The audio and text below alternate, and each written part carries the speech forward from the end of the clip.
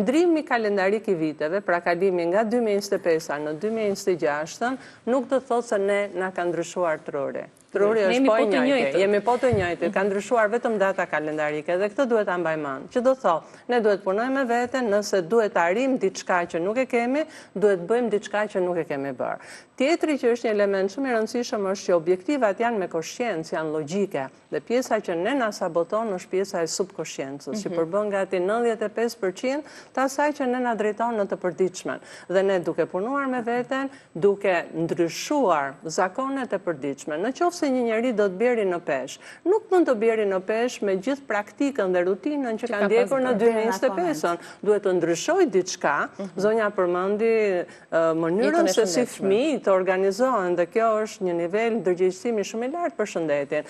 Një pjesë e madhe e njerëzve thonë nuk kam kohë. Dhe unë pyes, nuk e kohë për të jetuar, sepse koha është jetë. Dhe nëse ti thua nuk kam kohë, do thotë nuk e kohë për të jetuar. Është ajo që thatë ju që unë ngrihem 1 orë përpara se duhet të ngrihem normalisht, që përgatitem dhe arrit të realizoj ato çka duhet të bëj. Një element shumë I rëndësishëm është përgatitja. Nëse ti, supozojmë, po e marr shumë më thjesht, do të biesh në peshë. Do të biesh në peshë është një objektiv që dikush mund thotë që është mbi peshë dua të bie 30 kg në vit. Ti do ta ndash këtë objektiv në objektiva më të vogla, që do të thotë 2.5 kg në muaj, që do të thotë 600 gram në javë, që do të thotë 100 gram në ditë. Atëherë, nëse truri ti thua duhet bie 30 kg apo duhet bie 100 gram në ditë, kë do pranoj të parën? 100 gram në ditë? Absolutisht. Pjesa tjetër është që ti duhet përgatitesh. Ç'do thotë përgatitja? Që kur bën shoppingun të blesh gjërat që duhen. Ama unë përdor një teknikë përpara se të bëj shoppingun e madh, që shkoj gjithmonë e ngrënë. Sepse nëse shkoj e uritur, unë blej ushqimet e gabuara.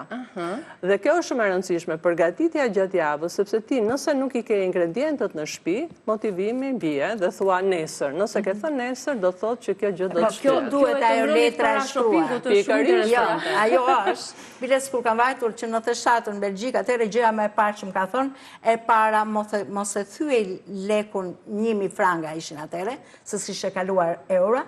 Sepse e theve ajo shumë shpejt, do më thënë do t'iki. Do më thënë ti mundohu që të bësh blerje të tilla që ta kursesh atë të madhe dhe ta gjesh kohën kur duhet shpenzuar ai leku I madh. Dhe e dyta, kur mos shkon në supermarket e pa ngopur. Sepse asyri jot I kërkon të gjitha. Sepse truri është tahmaqar. Asyri është tahmaqar dhe nga që je e uritur të duket sikur të tëra të duhen. Dhe ajo që është rëndësishme, unë gjithnjë planifikoj, biles që në darkë, kur e di që do dalë të nesmet, se çfarë më duhet në treg, planifikoj dhe I shkruaj se çfarë më duhet. Nuk shkoj kur në një supermarket. Jo vetëm harron, jo vetëm ajo, po nëse do hysh në një supermarket, ti të kërkosh, po bëj pazare, të tëra të duken sikur janë të rëndësishme për familjen. Ti do marrësh atë që të duhet, sepse dhe ta furnizosh shtëpinë me gjëra të tepërta, të cilat je detyruar që dhe ti hash. Ashtu si ajo mamaja, e cila çdo gjë që lë bebia e fut në gojën e vet. Dhe pastaj thotë pse u shëndosh. Unë do të ndaj një sekret kur shkoj bëj pazarin në këto marketet e mëdha, për shembull ke Spari ose Konadi këtij. Departamenti I parë ku unë shkoj është ai fruta perimeve. Bëj pazarin aty, mbaroj gjithçka që më duhet, pastaj filloj, shkoj tek bulmeti, shkoj tek mishi dhe tek gjërat e tjera që vinë në atë piramidën. Kjo renditje, po e piramidës që vinë në piramidë sa më pak dhe të nevojave të më pak. Pra, nevoja e konsumit më të madh që ne kemi është ajo përbërja e një pjate që është proteina, është perimja, pak karbohidrat dhe yndyrna që janë shumë të rëndësishme. Edhe shumë e rëndësishme që ndoshta duhet ta themi është porcioni ose sasia duhet të jetë më e vogël. Sot diskutimi më I madh në botë kur vjen puna për shëndetin është që porcionet duhet jenë më të vogla.